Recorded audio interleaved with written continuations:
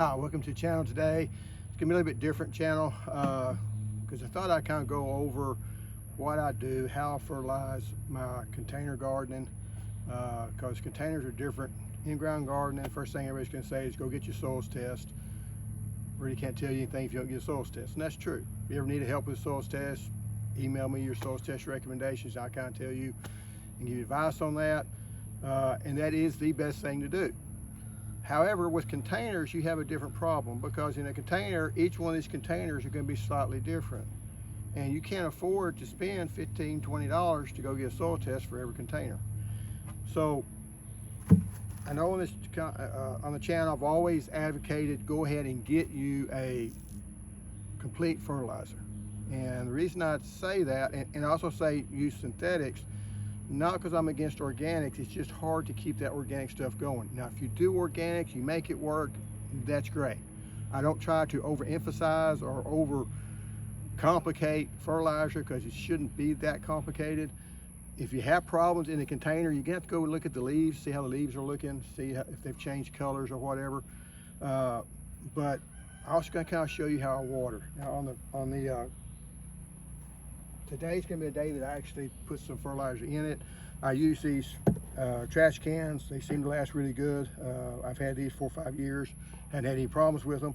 And the reason I do that is I got 2 water cans. I like to use the water cans for the fact I can put how much fertilizer I want in it. It's gonna mix up the fertilizer whenever I fill up the can. And then I'll know, okay, I'm gonna put like these bigger containers. They're going to have 2 of these. Smaller ones I can just fill up and use 1. And what you're going to want to look at is like this in here, looking pretty good. All the leaves are good. Now it's kind of wilty because it needs water really bad. But it's the middle of the day, they're going to wilt more than normal. But another way you can tell when you pick this thing up, and it's got some water in it, but still it's. Now one thing I'm going to do. I'm going to go ahead and put it on there. You do sometimes have to worry about when you get it. Fertilizer I'm going to use today is ammonium sulfate. It's 2100. I'm going to put some of that on my blueberries because it's got sulfur in it. It's going to lower that pH because that's the thing you're fighting on with blueberries is always keeping that pH low enough. Because this is going to be alkaline water. It's well water. It's going to have some alkaloids. It's going to try to raise the carbonates. Are going to try to raise that pH. So I'm trying to keep it down. I don't use sulfur.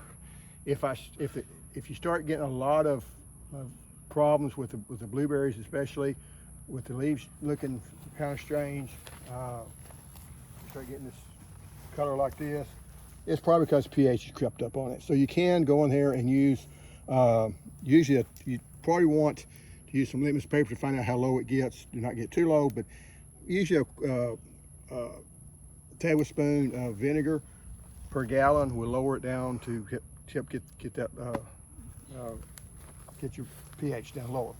The way I do this, you'll want something on the end of the hose. I've already got the hose turned on, and then I turn this on. I leave it running. Then I take the fertilizer I want to use. Now, one thing you don't want to do is over fertilize things. So I got the 2 buckets. It helps to have a table, but the table's over another part of the deal. This is a half a tablespoon, I believe it is. That's all I put per container, all right? Now, I am gonna put a little bit more on my blueberries with the ammonium sulfate. They do make organic fertilizers that's got some sulfur in it that will also lower the pH on it. And then I fill them up, because see, you got stuff in the bottom. Whenever you put the water in, it's gonna stir all that stuff up, all the fertilizer. And you can go about and go ahead and fertilize your plants. So this in here, you want to fertilize them, you want to water them good, and you want water to run out the bottom. The reason is, whether or not you have, whether or not you're using organics, if you're using any manures, they can have a lot of salt in them. Synthetics have a lot of salt. Ammonium is really bad with the salt. You want to flush those salts out. Be careful whenever you're putting in a saucer on the bottom of it to catch the water. because if that water doesn't run out and it stays in that saucer, you haven't flushed the salts out. And the way salts work in soil, that's how much each one of these will get. If you don't have enough, if you put too much salt and that water doesn't run out the bottom, it's going to put salt up in there, and you have salt problems. And that can kill plants. Blueberries are very susceptible to salt, so you want to flush those out. It's not wasting water, it's part of having to flush it out. So these are the blueberries. They're needing water. And it is, I mean, it's not horrible. That's why I'm gonna go ahead and still put the ammonium sulfate on it, because it is really hot today and humid. It's the middle of the day. That's why I've got a cap on, because if you don't, it gets sweat in your eyes. And you know, that's, when I was in West Texas and we had water and we had soil, or we had the temperatures, it was low humidity. So I really didn't need to put on a cap, and I always want to have people have sweatbands. And I came out here, and you have to wear something to block the sweat, or it runs into your eyes and burns your eyes because sweat's salty. Over here, we're going to look at the figs. You know, they're looking okay. I have been putting some more fertilizer on them, trying to give, because they're kind of stalled out on me. You're not seeing a lot of new growth. But since I started fertilizing, you see here, it's got some new growth on it. It's also cool last week, so that's going to help out. You're starting to see that bud coming out. So if you got some plants, especially with figs, and they're stalled out on you, then you got to realize you're going to have to add some more fertilizer. Now, these spots that get on them, that's rust. It gets on them. It gets on every fig down here. None of them's resistant to, or none of them are immune to it.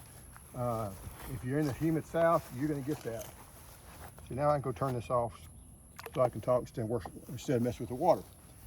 So you're going to get some of that. These trees will probably be totally defoliated before it's over with. This is a bigger tree. It's getting worse. It was worse than it was in the last video. So these limbs, spider, these will get worse and worse, and then they'll fall off. Some people will take the leaves in and break them up.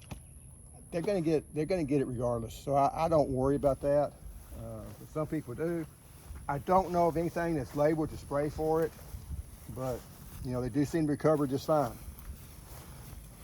Loquat tree, they're just kind of sitting there. Don't want to put too much fertilizer on them. The fact that they would get the same thing pears get, fire blight, and that can kill the tree or knock the tree back really bad. So, you know, try not to push too much growth during the winter months. Tropic snow or tropic beauty, I can't remember which one. It's growing. This one starts to show a flush of green.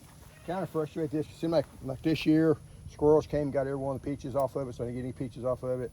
I may go ahead and plant that in the ground and see if I get to go ahead and grow to a bigger tree and try to handle the squirrels that way. Here's my lemongrass. That's doing really well, but we haven't really cut any for tea yet. Now let's go walk over and see the other part of the garden. And like I say, you see in the garden, you can see some of the plants that are wilted because I haven't fertilized them all. Now, one thing on the fertilizing too, if you're doing tomatoes and you got them in a container, you may want to add some gypsum or some lime to it, ag lime, just for the fact that you want to add calcium to it. Because on your, I put Miracle Grow on mine. It's not necessarily the best, but it's just the easiest to find. As far as for the complete fertilizer, it's got all the micronutrients in it. And the only problem with that is it doesn't have calcium, because it has one or two other ones. But gypsum, if you're getting the blossom end rot on a container, it might be because it's low on calcium. Normally, if it's in-ground tomatoes, calcium's not the problem. It's just the plant can't take up enough calcium. Calcium's in the soil. Your root system's just not big enough to suck in enough calcium, or uneven watering can cause it also. So that's just something to think about. If you're putting your soil mix together, you're doing your fertilization, I do try to remember to put in some gypsum or put in some lime just for that reason, because the Miracle Grow doesn't have it. There is one, it's Foliage Pro. It's a 936 mixture, which is 312 is kind of what you want to stick with. And it works well. It's probably got a bit better fertilizer to it.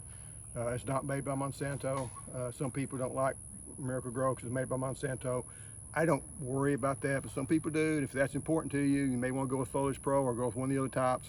Again, it's your garden.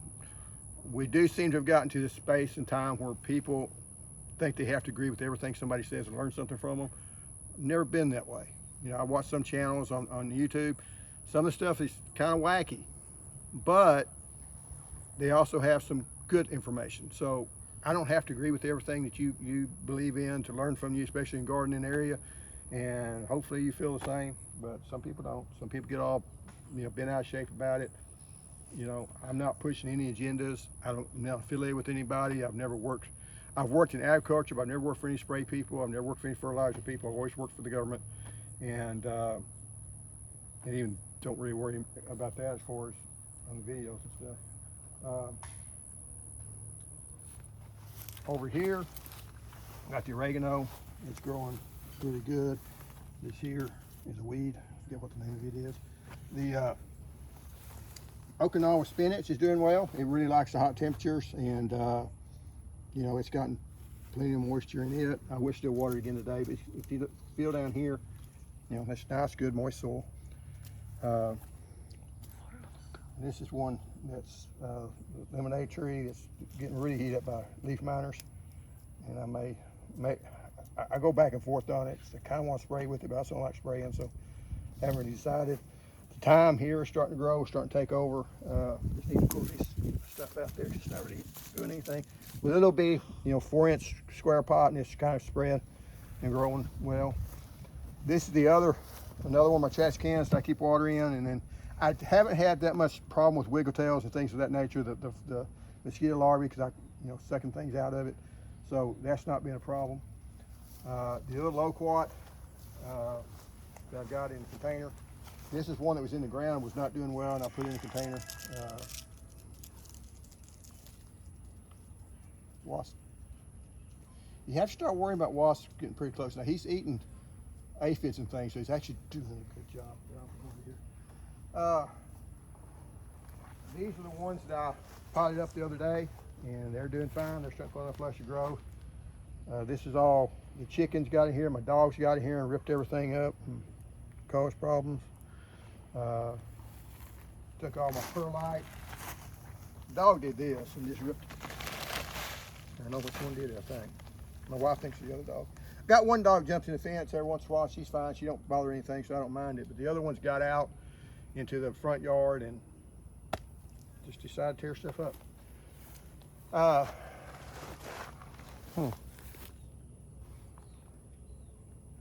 Something eating on that. Anyway, that's lemonade tree. It's got the Jiu-Jitsu. Got, I think, 4 fruits on it. And it looks good. That's what you kind of want to do. This here is just caused by the leaf miners, but your leaves here are looking nice, so you know your fertility is okay.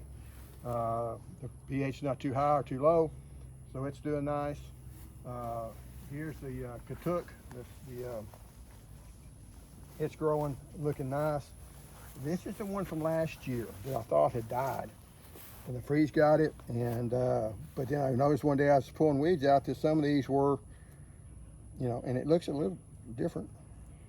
Got bigger leaves. So anyway, if you ever grow some of the katuk, or that's also called sweet leaf, you can put it in your salads and things. Don't give up on it, because I thought it was dead, didn't worry about it, and about a month ago, or 3 or 4 weeks ago, even 2 or 3 weeks ago, that's when I noticed it, and I started fertilizing it, and it's doing good now. But I totally neglected it. It was just sitting out there, didn't water it, didn't fertilize it, didn't do anything. So, and it did still come up and put up a flush of growth. This is the blackberries. This is Ponca, and this is Primordial Freedom. And like I say, this is what's going to produce. This is the structure that's going to produce berries for next year. And then next year, you'll cut this down, cut this off that you stop making, and redo it. So this is the nectarine tree that needs to be repotted. It doesn't look real good.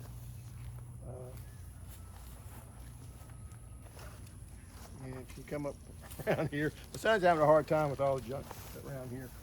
One of the mandarins, it's looking nice.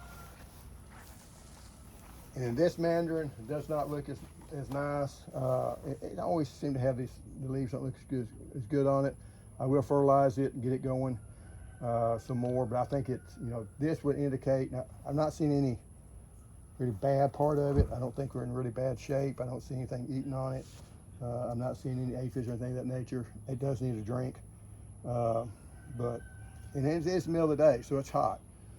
Myers lemon is starting to put on a flush of growth, and it's a little bit wilty, but again, they need water. I've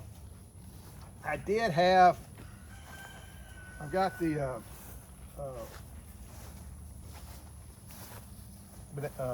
pineapples. Something is eating this thing and eating it really bad. I think, and yeah, I did the deal of throwing a bit of poison on it, and just because I didn't know what else to do, if they're eating it up, I did find one on it. I hate to spray stuff. I hate to powder, but I'm hoping I kill those. I got these up off the ground, so it was a slug that was on it. I did find a slug on one of them. I think that's what's doing it. So I did raise them up to this table, so maybe the slugs can't get to it as easy, and maybe that'll work, and we'll see. Here we've got the cuttings that I put last fall in the ground for the Jiu-Jitsu tree, and you may say, well, it's been there for a year almost. Yes, but it hasn't died yet. So, and I think you're starting to see some little buds coming up there. I could be imagining it too. This is one that I'm growing in just pure diatomaceous earth. And like I say, it's still green. It has not died yet. And I still think it's going to come out. I think it's a timing thing. I don't think it's going to come out till later this fall. And I think if I would have made the cuttings earlier in the year, that they might went ahead and come out. I think it's just certain times of year that you're going to have these roots coming on and it's going to flush out. This is loquat seedlings that I've got, and you see there's some nice little roots there.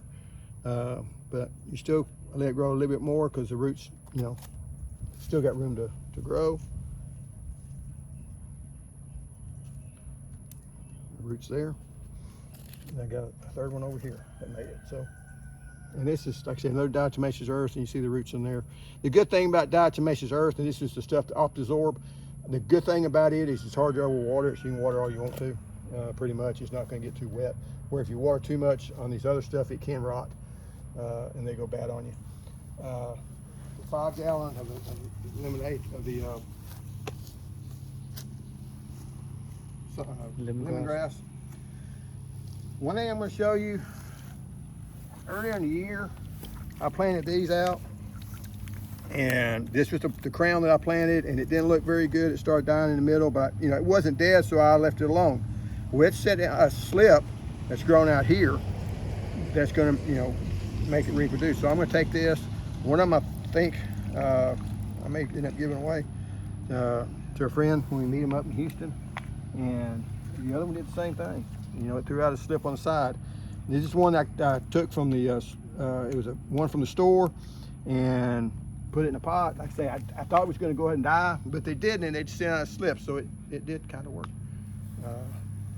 The other ones, the ginger growing in a 5 gallon bucket. Let's see how it grows out. So far, I've got I can never remember the name of this one. Crimson Night. I am going to put this up in a bigger pot. It's getting really dry, but so far it's made it. It is up underneath the shade tree. I'll pull it out later. The Glencoe didn't make it, but that was more my fault. Anything else? There's a tea plant, green tea plant. Got a feeling it's got aphids on it really bad right there. But sometimes on perennials, those aphids will, if I dug around, it's probably something on it. Yeah, see all these aphids hiding in there. You can do one of two things. You can spray it, or you can just rub them off. And if you're going to use for aphids, one thing that I have changed, aphids are easy to kill, so there's no use bringing out the big guns. You know, you read the old literatures, and we say, hey, you can use can't even buy diazinon, but it used to be diazinon, Duraspan, 7-dust, malathion, and it'll kill aphids. And yes, it will, but it kills everything else too. You can kill aphids by taking, I think it's 3 tablespoons of dishwashing soap, not detergent, but soap. Detergent's gonna have some added stuff that's gonna hurt the leaves. So take the regular dishwashing soap, maybe put a tablespoon of dormant oil on it in a gallon of water, mix that up, and you can spray all over the plant, the top of the plant, the bottom. Now you do have to get inside, you have to cover the plant. So if I was spraying this, I'd have to spray on the underside of here too, and get up in here, because that's where the aphids are hiding. And see, that's a bunch of aphid crocuses. And that's all you have to do. You know, it's not something that you don't have to bring out the big guns. You don't have to bring out spinosad or any of the other stuff. That insecticidal soap will work.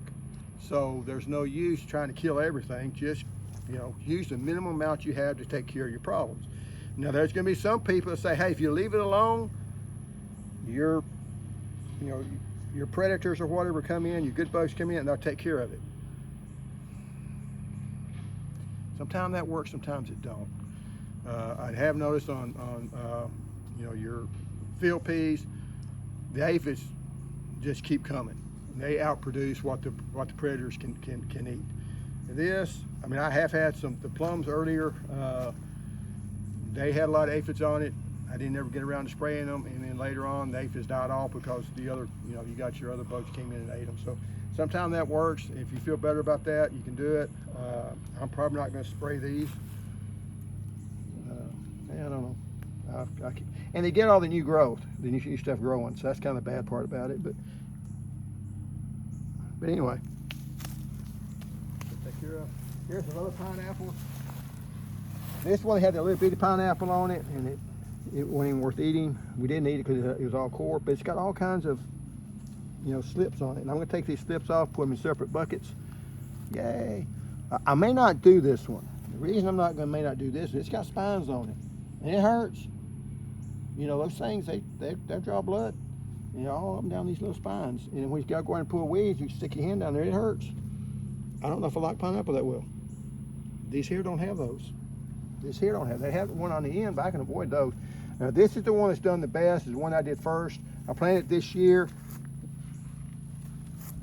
Set it over here. And this is the part right here. That was the part that came with the pineapple. I planted it. It shot up in the middle, and it's growing up nice and big. I did repot in this bigger pot, and I keep letting it grow. So, you know, it does work. I just got to keep it, you know, keep it going. One thing I will show you, got a new one here. I did put it up underneath the tree. These need full of sun once they get growing good, but since it's hot, I just set this in. This is the one that came off the smaller, the one that was about this big around, pineapple, and we cut the top off of it and stuck it in there. Hopefully it does better. That was a really small pineapple. But again, I'm new at growing the pineapples. I'm really surprised that the cordless pineapples, the slugs or whatever's hitting, it's hitting as hard as they are. The other ones aren't being affected by it. So, and here's the other fruit that I got.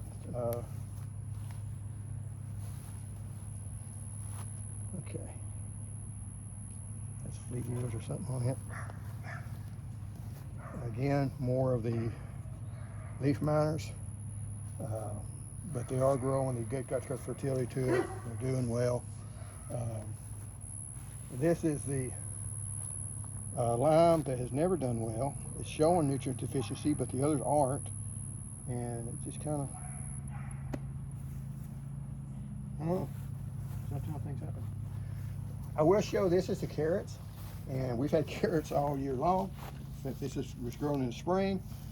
I will say that now some of them are starting, like this one here is no good because it's starting to pour up on you, know, it's starting to bolt on you. But we've had a lot of cold weather. This here's a weed. Pull that out. But everything you can check on. dig down here. I'm not seeing the roots I found in the other one. So far the roots haven't been a problem on this one like there was the other one. Another one of my fig trees. Again, they have stalled out on me, so I'm putting a little bit of fertilizer on it, try to get them going. And then coming up over here, that's another one of the wild plum. The other wild plum trees. This here is the lychee tree, and it's showing it. We want some water, so I'll give it some water. Another way, like I say, you pick it up. It's got some because it's a little bit heavy, but that's the easiest way I found. Pick those things up to find just how bad they're. Right now, I think it's on this particular one. I think it's you know, the leaves look like that just because it's so hot. It's probably about 95 degrees out here right now. I was saying with this one, the slow quality, if you look at it, and some of those, you know, it's a little bit of water stress going on there. So I will water it up. But I think some of that water stress is just so hot on it. This is the bed that had the bad roots in it. Everything was growing great and it was growing good. And then I did not get around to staking them up. And this one, all of them, these two blew over. And this one blew over. When I straightened it back up, part of it was wilted. So I put a stake in it, staked it up. The other part started wilting up on me. I think what happened when it fell over, I think it broke something down in here on the stem. At least that's what I think's happened to it. So, you know, it's my fault. I even had a little tomato on it. But the other one is Celebrity. I also got a couple more that I might plant. I got another Sweet 100, a lemonade tree, and a lemon boy. I'll get it right here in a minute. The lemon boy, which hasn't always done real well for me in the fall. Certain tomatoes can do good in the fall, certain tomatoes do better in spring, and lemon boy is more of a spring tomato. And more different type of time I've got growing here, and needs to be clipped off and dried, but wife ain't got around doing that. You see my rain gauge is showing 6 inches sometime. And that's pretty much it for this video, I think. I did take you a different way around it. I didn't show you all. Well, one other thing I guess I can show you. This is the London tree, and they still. You want to try one, see if it's ready? Sure.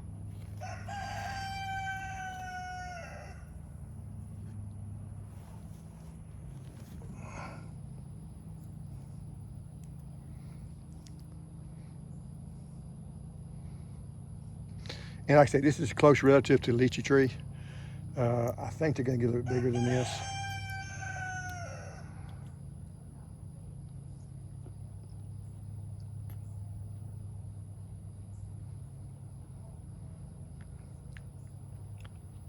And that's the seed that come in. How was it? Didn't have much flavor. It's probably needing more time. Yeah. Okay, we'll give it another 3 or 4 weeks. But like I say, it made a fair amount. So, but anyway, and then I did have the limb break on the pomelo. We're not gonna have a very good year of pomelos. And then the lychee tree over here. That would have made really well, but and start to see some dead limbs on it. I think it might be a little bit water stressed. But anyway, thanks for watching, and see you next time.